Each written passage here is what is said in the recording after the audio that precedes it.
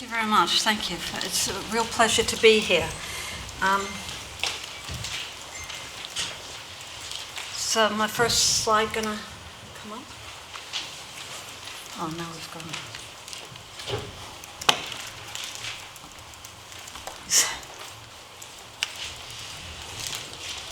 Anyway, let me just say that I'm delighted to have Steve Hyman here, who was the first president of the International Neuroethics Society.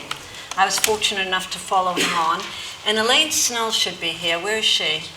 There she is. So if anybody wants to join the Neuroethics Society, please do so. We'd love to have you on board.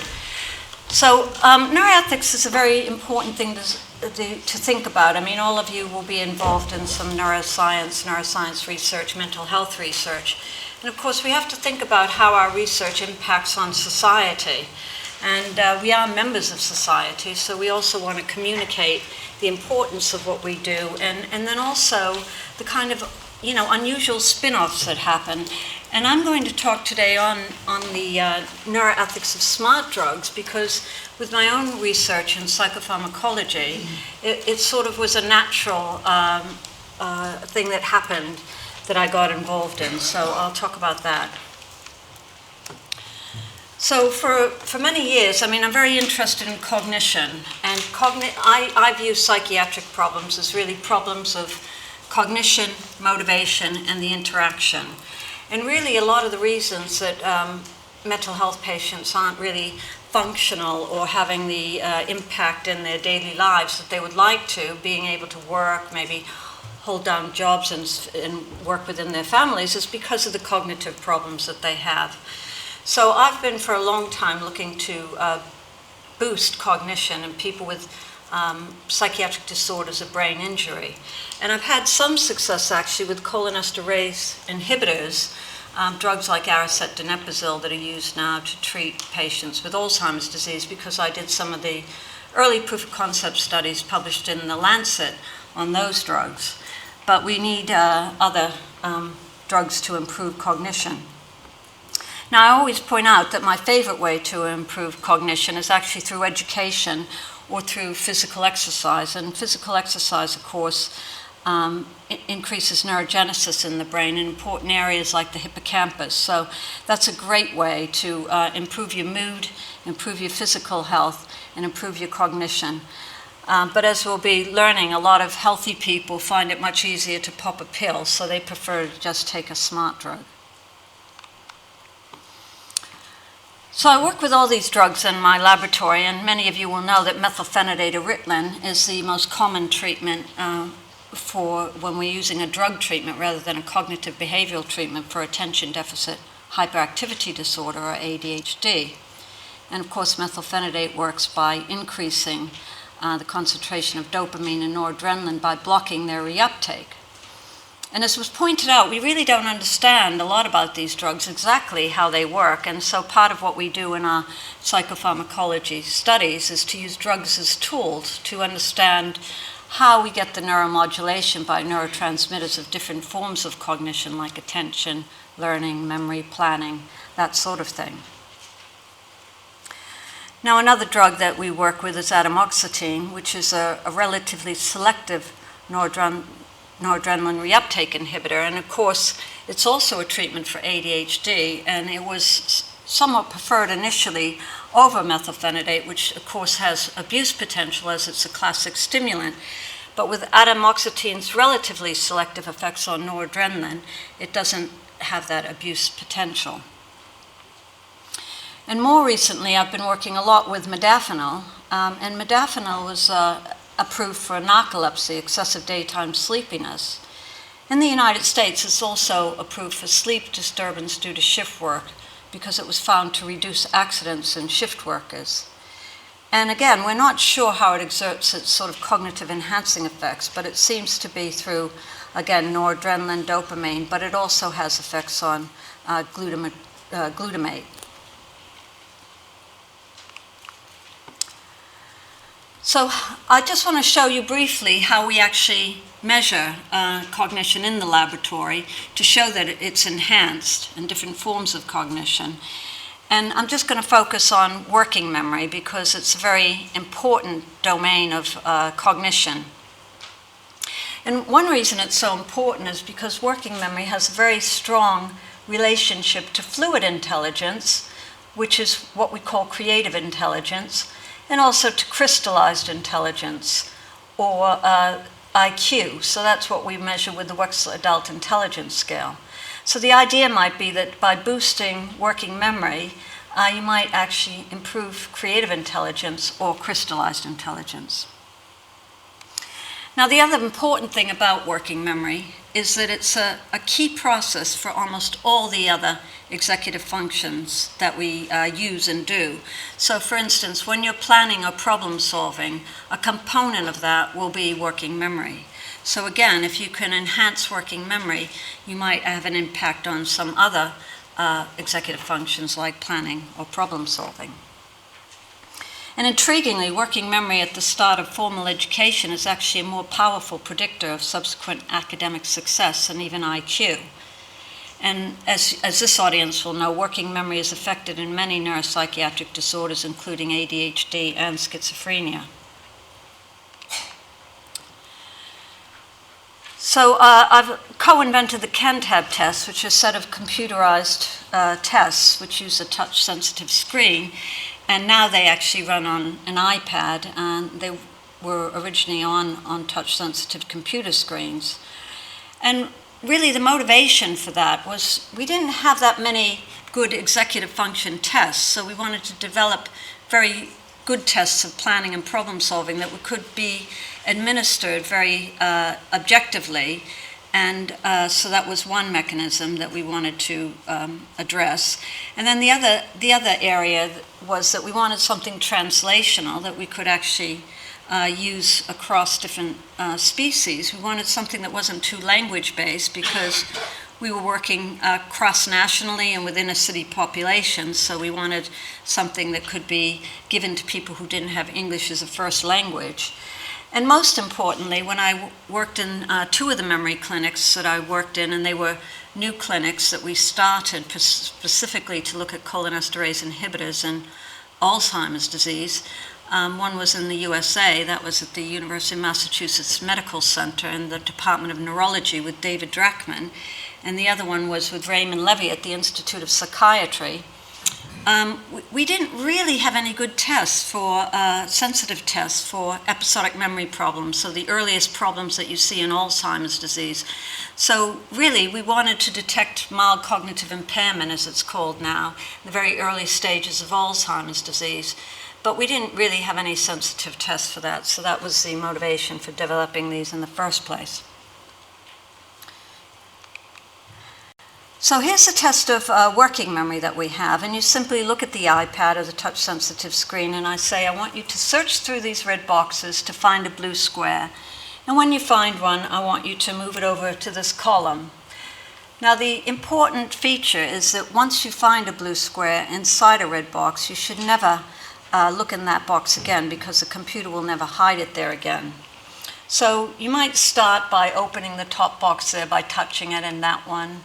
And there's nothing there. And then you find the blue square, so you move it over here. But the important thing to remember is never touch that box again because there'll never be a blue square in that box again.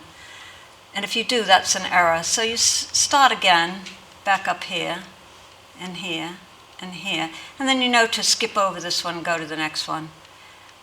Okay, so that's the working memory test. Very simple, easy to administer. But, you know, what you can see here is that spatial working memory is extremely impaired in childhood and adult ADHD. And this is a really very consistent result. And of course, we find this with CanTab, but other people have shown impairments in working memory with other tests as well.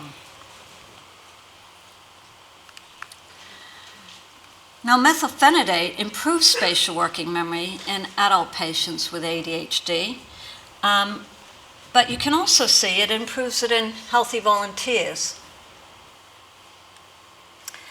Now, some of you may not realize, but about 50 to 70% of people who had ADHD as a child will still have it as an adult. So there's many new clinics for adult ADHD now.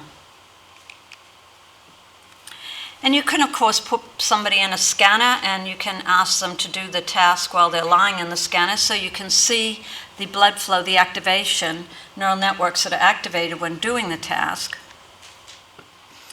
And what we showed, this is actually a study done some years ago with Methylphenidate, and what you can see here is that methylphenidate actually improves working memory and also increases the efficiency of the neural network that's used when you're doing the working memory task, which includes, importantly, dorsolateral prefrontal cortex. So basically what you're seeing in these healthy volunteers is that you're getting an improvement in their performance on this test, and their brains don't have to work as hard. Increased efficiency. And in one of the PET studies that we've done, where we've looked at people with adults with ADHD and also healthy controls, we found that if they had a poor performance on a sustained attention task, that we could see improvements with methylphenidate, whether they had a diagnosis of ADHD or not. So the low performers, regardless of whether they had a diagnosis of ADHD or not, would improve with methylphenidate. And we found that the drug was acting in a similar fashion in both the ADHD adults and the healthy volunteers. Now, we've also shown that modafinil improves working memory in healthy volunteers and in patients with first episode psychosis. And so you can see the group with first episode psychosis here, and you get this improvement that you can see with modafinil. Now here, of course, we use modafinil as an add-on to the antipsychotic medication. When we first used modafinil, we were concerned that we might exacerbate some psychotic effects, but that wasn't a difficulty. And you can see there's been in the study by Lees, published in Psychological Medicine last year, that they also found cognitive enhancement in schizophrenia with modafinil. And they also didn't have any problems with exacerbation of the psychotic symptoms. But importantly, what you'll also notice is that healthy volunteers improve as well on this task with modafinil. So again, these drugs don't seem to be specific to somebody who has a disorder. They seem to be enhancers whether you're healthy or whether you have a disorder. And we found that modafinil improves working memory performance in patients who have recovered from depression. So this is recent work by Mustafa Kazir as part of his PhD thesis. And what you can see is in these patients, they get better under modafinil. So some of them will be on their SSRI medications still, and some of them will be off. As you know, there's a tendency now to keep people on antidepressants even when they're recovered or recovering because of the concern that they might relapse. But you can see with modafinil, they have a better performance. And it wasn't just on this test, but it's on other tests as well that we saw this. So really, a lot of my work is aimed at how can we improve these cognitive deficits. And going back to the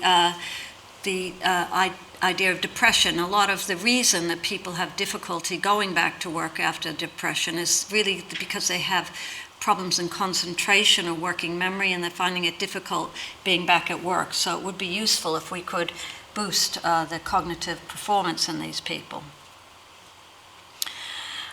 So this leads on really to the neuroethical aspects of this, because as you saw in the data that we were looking at, that we could, where we studied whether there was enhancement in healthy people and which drugs and which kinds of cognition, whether it was attention, or as in the case of sustained attention, or whether it was working memory, or what kind of cognition would improve using these drugs, so we could get a better understanding of how to maybe even target some areas.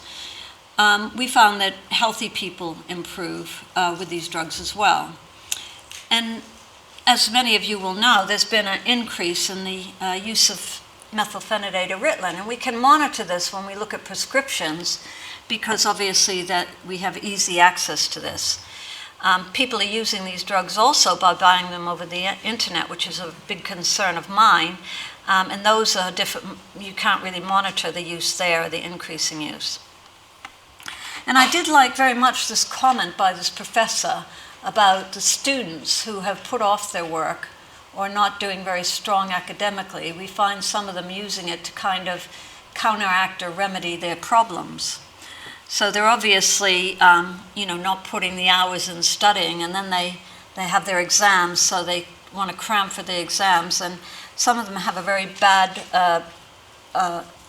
they pass these around in the libraries, and I often hear from students that they're upset because they see their other students taking these drugs and passing them around in the library, either selling them or giving away prescriptions or getting them over the internet and then selling them. And they say, I don't really want to take these drugs, but I feel that I have to, or I should do, because other people are taking them and I might not do so well in the exams. So it's a big concern because obviously this is a form of coercion, and some students really don't want to do this procedure, but they feel pressure to do it. I also found that, it's increasing all the time. It seems to get bigger each year. Again, in the UK, we also, with the Care Quality Commission, they monitored the use of prescriptions, and they found that they were increasing substantially, and they attributed it to 3 separate causes, one being that two reasons were quite good. One was that ADHD in children was being identified more readily, and they were being treated with Ritalin. And for the severe end of the spectrum, you do need a treatment like methylphenidate, not for the mild end where your cognitive behavioral treatments will do, but at the more severe end. And if you don't treat, you end up with school refusal, people dropping out of school, you end up with substance abuse problems and people getting into prison, and also increased accidents. So it is important to treat when somebody has severe ADHD. As I said, there's also now, we recognize that adults can still have ADHD. They don't just grow out of it, or a lot of them don't grow out of it or find strategies to cope with it. So some of them will not be able to hold down jobs if they're not treated. So we have more adult clinics. But the third reason you'll notice is due to its potential for diversion and misuse. So they say its use should be monitored carefully. So obviously this is, again, people using the drug who shouldn't be. And when I lectured, Nora Volkow asked me to come and lecture at APA one year about this sort of thing, and I had several psychiatrists come up to me afterwards, and they said to me, sometimes when I review a child, I think, well, they don't really need a drug. They can have a cognitive behavioral treatment, or they can be, structured more in their education so they can get a better learning experience. They say, but the parents put pressure upon me to prescribe. The parents really want them to have the drug. So they said that they were pleased that somebody was raising this as an issue, because they felt that they were actually feeling coercion being pushed into prescribing. So there is an increasing lifestyle use of these smart drugs by healthy people, and I hope we'll have time at the end to discuss, what is it about our society where people feel that they have to be perfect, or that they have to compete so strongly that they feel the necessity to take drugs to be able to do this. And as you can see, the percentages of people using smart drugs varies quite a lot. When I did a paper some years ago with Sharon Marin Zamir, published in Nature then, it was called Professor's Little Helper, because my academic colleagues were using Modafinil and Adderall and Methylphenidate and so forth. They did a survey, and they found that 20% of people who responded to the survey were using smart drugs. The newspapers at this university came up with 10%. In Oxford, they did a survey recently, and they came up with about 16% of people using them. And you can see the data from the USA at universities ranges quite widely. But it can, in the USA, some of the published surveys go up to 20 or even 25% of people using the drugs.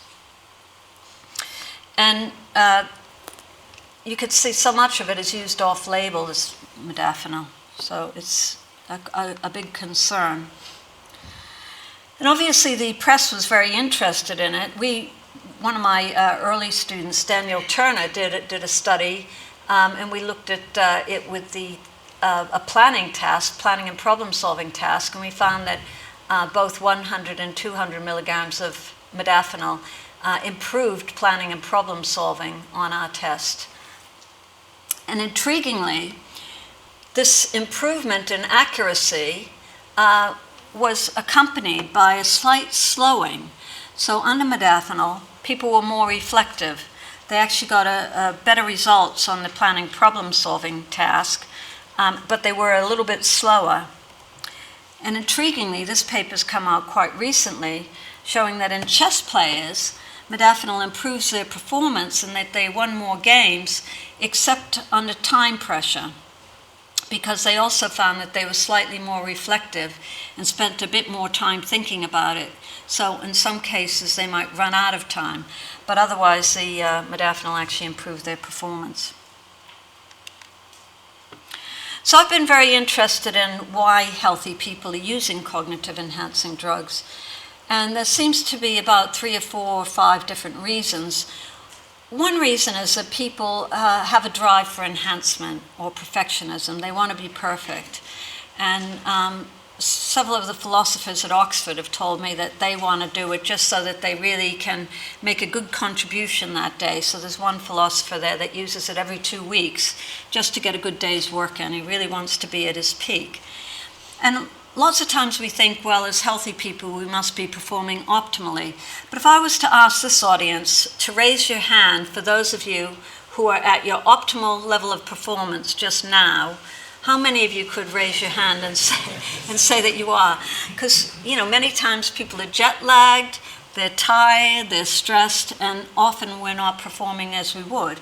And then also in older people, we know that our cognitive function is at its peak in our 20s. So, people who are, in their 50s, 60s, still working, perhaps, they want to get back to where they were. So is that actually enhancement or is that restoration? Are you restoring yourself back to your same level you were in your 20s, or is that enhancement because you're performing better than your peers? So there's different reasons that people have, and the main reason really for student use is frequently to get the competitive edge over somebody else. They want to get into the best university, they want to get the best grades at university, and they want to make sure they have the best degree class and that sort of thing. And the Academy of Medical Sciences in their 2008 report commented that even a small 10% improvement in a memory score could lead to an improvement in an A-level grade or degree class. So another reason, of course, is jet lag, and most of my academic colleagues use it for this purpose, to stay awake and be alert when they have to perform in some other country or something like that where they're giving a talk. And some people use it to stay awake for long periods of time. Again, students frequently do this, and sometimes it's counteractive. So they'll take Ritalin, and then it will start to wear off, methylphenidate, and it'll start to wear off, and then they'll take another pill, and then they find that they can't sleep at night, so they don't consolidate their memories at night, as you should do when you've been working all day. So they probably don't even remember what they were studying, so it's a sort of cycle that they get into of cramming and taking these pills, whereas what they really should do is just study and then try to get a good night's sleep, and maybe go out for some exercise. So, and then the other thing that we found, and that's shown in this study here, is that modafinil actually improves task-related motivation. So, similar to that spatial working memory task I showed you, we just asked people after they did some of the Cantab tests just to say, how pleasurable was that? How much did you enjoy that? And you can see that under placebo it was okay. They quite liked the Cantab tests. But under modafinil, they're really pleasurable. They really enjoyed them.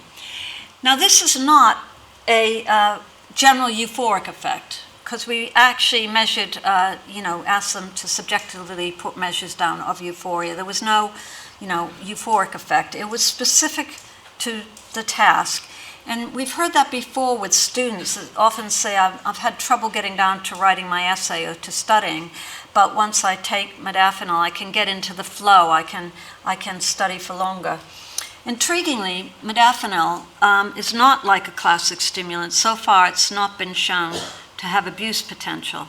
So unlike the amphetamines or methylphenidate, it doesn't seem to have abuse potential.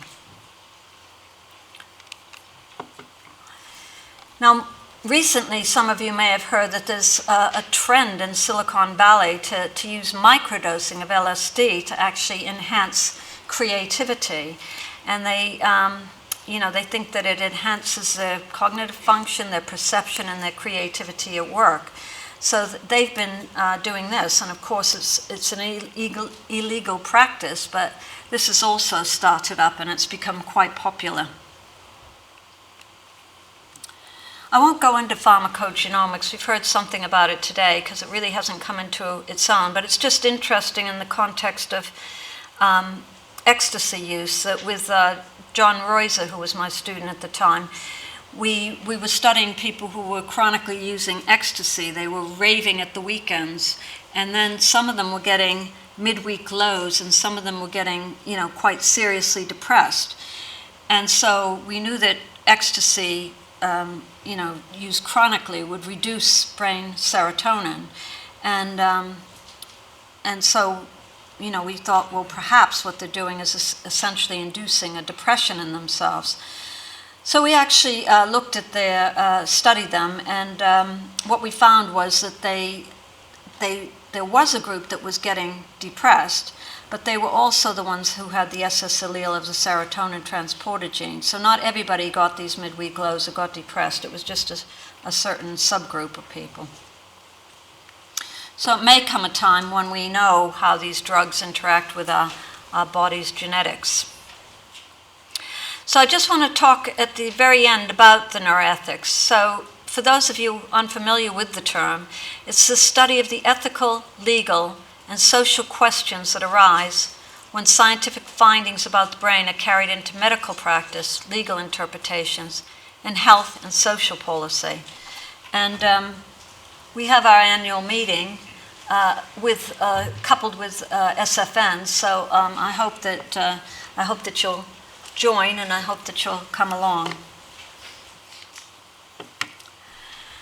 So a lot of people think about the rights. What are the potential benefits of using these drugs? And there could be potential benefits. We know that the military uses drugs like modafinil and has used amphetamines in the past. And so, if you're trying to protect yourself from getting killed or a colleague from getting killed, and you have to stay awake and alert for long periods of time, this is a very effective way to do it.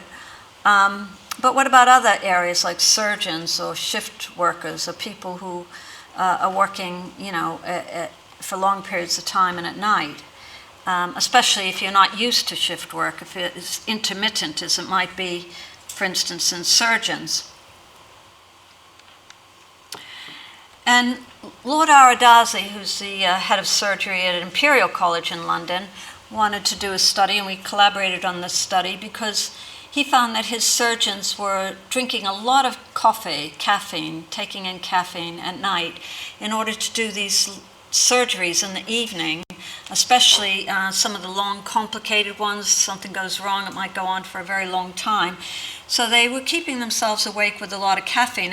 And this audience will probably know that if you take too much caffeine, hand tremor is a very common side effect. So he was concerned that, there might be a better way to keep awake and alert and maybe cognitively enhance yourself other than caffeine.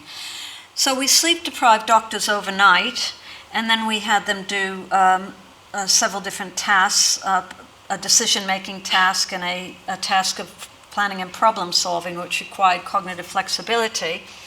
And what you can see here is that the doctors on modafinil did much better. They were much less impulsive on modafinil, less impulsive, and they were obviously much better at cognitive flexibility, at solving problems. So it may be that there are some groups that were interested in using the drug, and we have to think about that aspect of it. So what about the potential harms and concerns in regard to this practice? Well, as I said, I'm concerned that people are buying these drugs over the internet. You don't really know what you're buying. It could be anything. It could be something dangerous. It could be contaminated. It could be that even if it is the right drug, you haven't seen your doctor. You may be on some other medication. It might be counterindicated for you. So there's a lot of danger there. We also know that our brains are still in development well up into late adolescence, early young adulthood, 24, 25 years of age. So, what are the long-term side effects, consequences of these drugs, especially in the developing brain? So how might it alter the normal development of the brain in healthy young people? And I should say that as yet we haven't got any long-term safety and efficacy studies in healthy people, so we don't know what the long-term effects of these drugs are. And then, of course, we have to be concerned with cheating, coercion, other aspects like this. At Duke University, they actually put on their website that the unauthorized use of prescription medication to enhance academic performance is cheating. So they have a clear statement about it, but a lot of places do not. And I'd like to think that if society did use these drugs, they'd use them to get their work done, maybe be especially productive and creative, and then go home and spend time with their family, or maybe have a good work-life balance and try to improve themselves through learning another language or something else. But I suspect that we'd find that because people could work longer, they would work longer, and we'd end up with a 24/7 society. And really, a lot of that's going on in the city. They've been using modafinil, people who work in the city in the finance area. But previously, many of them were using cocaine, so I do think it's a sort of improvement over that. But, it's, again, that they're using it really to stay awake and alert and to work longer. So the MHRA got in touch with me just before they did this seizure, and they asked me to comment on it for their Guardian article. But what I wanted to point out was they were able to seize these smart drugs because the website was based in the UK, but most of these drugs are coming from India, Russia, and China, so they can't really get hold of, they can't really close down the websites. But what I want you to notice is that with this drug here, they never actually tested it on humans. So this was being sold, and yet it's never actually been tested in humans. So this is a very dangerous procedure that people were doing. So just briefly, in the professors that'll help, I wanted to know more about why people were using it. As I said, a lot of colleagues who are academics are using it for jet lag. This person was a psychiatrist, is a psychiatrist, and he knew quite a lot about cognitive domains, so he actually discussed it very carefully, global effect, including attention, working memory, and word finding. And he said it really helped him when he was traveling to a different country and was jet lagged with his word finding difficulty, because he said modafinil made him sharper and could remember the words he wanted to use. And this is one of the philosophers from Oxford who just wanted to use it for increasing his mental abilities.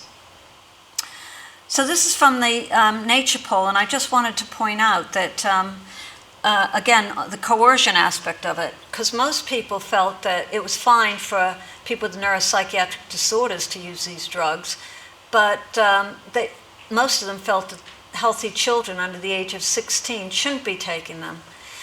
But 33% of these people said that they would feel pressure to give these drugs to their kids if other children were using them.